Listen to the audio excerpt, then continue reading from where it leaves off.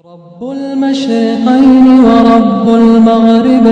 آپ کو پتہ ہے کہ جو نظر لگتی ہے نا خاص طور پر، اور جس سے بہت سی بیماریاں آتی ہیں، اس پہ اب تحقیق بھی ہو رہی ہے پیراسائیکالوجی میں، کہ نظر سے جو ریز اٹھتی ہیں وہ انسان کے جسم میں، یعنی نیگیٹو ریز جو خاص طور پر آتی ہیں، حسد کی نظر ہوتی ہے جیسے، تو وہ آ کے ایک ریئیکشن کرتی، کیمیکل ریئیکشن ہوتا ہے اس کی وجہ سے بلڈ میں، جس سے کچھ بیماریاں پیدا ہوتی ہیں.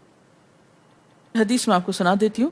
حضرت ام سلمہ سے روایت ہے کہ آپ صلی اللہ علیہ وسلم نے ایک لڑکی کے چہرے پر کالے پیلے رنگ کا نشان دیکھا تو آپ نے فرمایا اسے نظر بد لگ گئی ہے، اس پر دم کرو.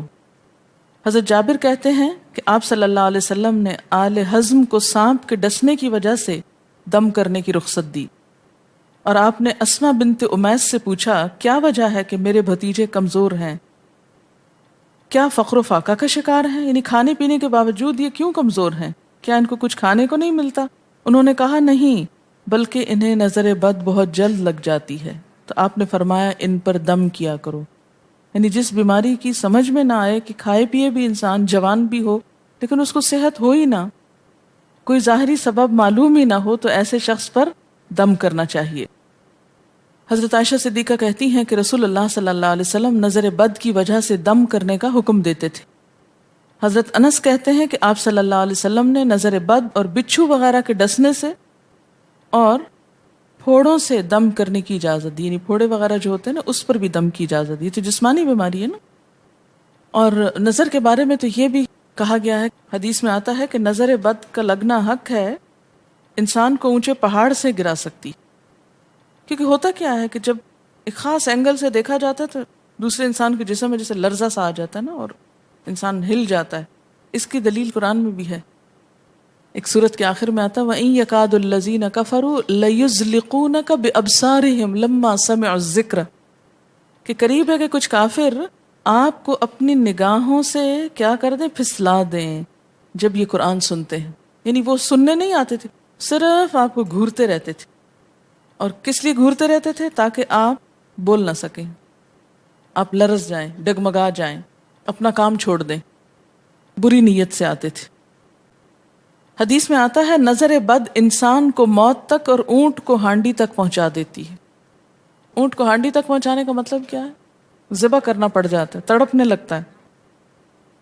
آپ صلی اللہ علیہ وسلم نے فرمایا اللہ کی قضاء اور تقدیر کے بعد سب سے زیادہ نظر بد کی وجہ سے میری امت میں اموات ہوں گی.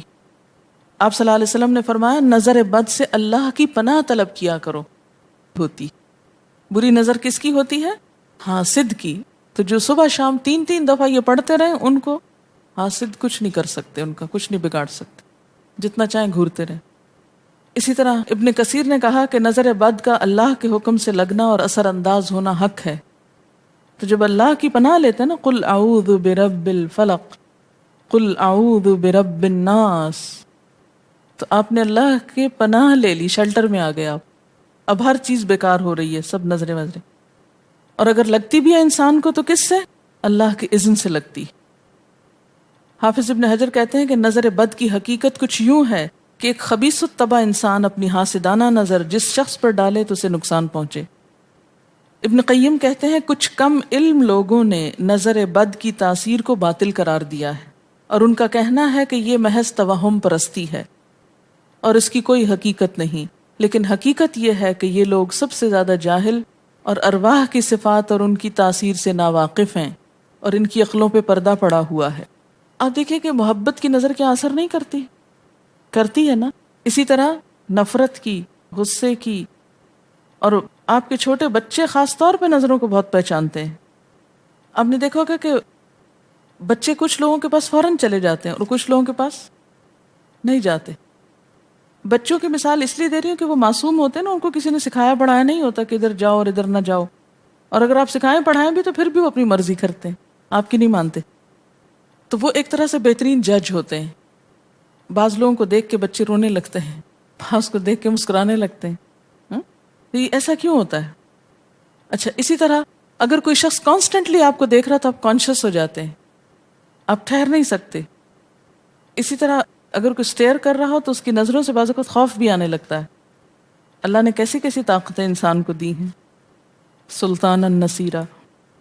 اچھا، پھر لکھتے ہیں کہ روحیں اپنی طبیعتوں، طاقتوں اور کیفیتوں اور اپنے خواص کے اعتبار سے مختلف ہوتی، سو حسد کرنے والے انسان کی روح واضح طور پر اس شخص کو اذیت پہنچاتی ہے جس سے حسد کیا جاتا ہے۔ ویسے بھی تو آپ دیکھیں نا، وہ رویے ایک دم آپ پہچان لیتے ہیں۔ یہی وجہ ہے کہ اللہ تعالیٰ نے حاسد کے شر سے پناہ طلب کرنے کا حکم دیا ہے۔ حاسد کی تاثیر ایک ایسی چیز ہے جس سے وہی انکار کر سکتا ہے جو حقیقت انسانیت سے خارج ہو۔ جنوں کی نظر بھی لگتی ہے، یہ میرا قول نہیں ہے، حدیث ہے۔ حضرت ابو سعید خدری سے روایت ہے کہ رسول اللہ صلی اللہ علیہ وسلم جنات اور انسانوں کی نظر بد سے پناہ مانگتے تھے، یعنی آپ جو پناہ مانگتے تھے بری نظر سے، وہ انسانوں کی بھی اور جنوں کی بھی۔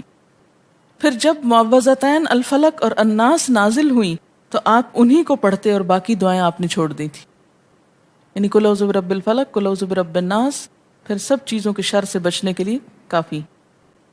ایک حدیث میں آتا ہے، ابو امامہ کہتے ہیں کہ میرے باپ سہل بن حنیف نے غسل کا ارادہ کیا اور جب قمیص اتاری تو عامر بن ربیعہ ان کی طرف دیکھ رہے تھے۔ ان کا رنگ انتہائی سفید تھا اور جلد بہت خوبصورت تھی۔ عامر نے دیکھتے ہی کہا، میں نے آج تک اتنی خوبصورت جلد کسی کنواری لڑکی کی بھی نہیں دیکھی۔ ان کا یہ کہنا تھا کہ سہل کو شدید بخار شروع ہو گیا، چنانچہ نبی صلی اللہ علیہ وسلم کو یہ قصہ بتایا گیا اور آپ سے یہ بھی کہا گیا کہ سہل کی حالت یہ ہے کہ وہ سر بھی نہیں اٹھا سکتا۔ آپ نے پوچھا، کیا تمہیں کسی پہ شک ہے؟ انہوں نے کہا، جی ہاں، عامر بن ربیعہ پہ ہو سکتا ہے۔ آپ نے انہیں بلوایا اور ناراضگی کا اظہار کرتے ہوئے فرمایا، تم میں سے کوئی ایک کیوں اپنے بھائی کو قتل کرتا ہے؟ کیا تم بارک اللہ نہیں کہہ سکتے تھے؟ اس لیے اب غسل کرو، اور اس غسل کا پانی کس پہ ڈالا جائے؟ جس کو نظر لگی۔ عامر نے اپنا چہرہ، ہاتھ، کوہنیاں، ٹخنے، پاؤں اور اپنی چادر کے اندرونی حصے دھوئے، پھر اسی پانی کو آپ نے سہل کے اوپر پیچھے سے بہا دیا، یہ نہیں کہ اس کے منہ پہ ڈالا، پیچھے سے بہا دیا، اور سہل فوراً ٹھیک ہو گئے۔ اس کا طریقہ بتایا گیا اس غسل کا۔ ابن شہاب زہری کا کہنا ہے کہ ہمارے زمانے کے علماء نے غسل کی یہ کیفیت بیان کی ہے، جس آدمی کی نظر لگی ہو اس کے سامنے ایک برتن رکھ دیا جائے جس میں وہ سب سے پہلے کلی کرے اور پانی اسی برتن میں گرائے، پھر اپنا چہرہ دھوئے، پھر اسی پانی کے ذریعے اپنے ہتھیلیاں، دائیں ہاتھ اور ہتھیلی پہ پانی بہائے، پھر بائیں پر، اور پھر دائیں کوہنی پر، پھر بائیں کوہنی پر، پھر بائیں ہاتھ سے اپنا دایاں پاؤں دھوئے، پھر دائیں ہاتھ سے بایاں پاؤں دھوئے، اور پھر اسی طرح گھٹنوں پہ پانی بہائے، اور پھر یاد رہے کہ سارا پانی برتن کے اندر جائے، اور اس کے بعد جس شخص کو نظر لگی ہو اس کے سر کی پچھلی جانب سے وہ پانی ایک ہی بار بہا دیا جائے۔ حضرت عائشہ کہتی ہیں کہ جس شخص کو بری نظر لگتی اس کو اسی طرح غسل کروایا جاتا۔ اب بعض اوقات یہ نہیں پتہ چلتا کس کی لگی، ایسی صورت میں پھر طریقہ کیا ہے علاج کا؟ مریض کے سر پہ ہاتھ رکھ کر یہ دعا پڑھی جائے، بسم اللہ ارقیک من کل داء یؤذیک من کل نفس او عین حاسد اللہ یشفیک بسم اللہ ارقیک۔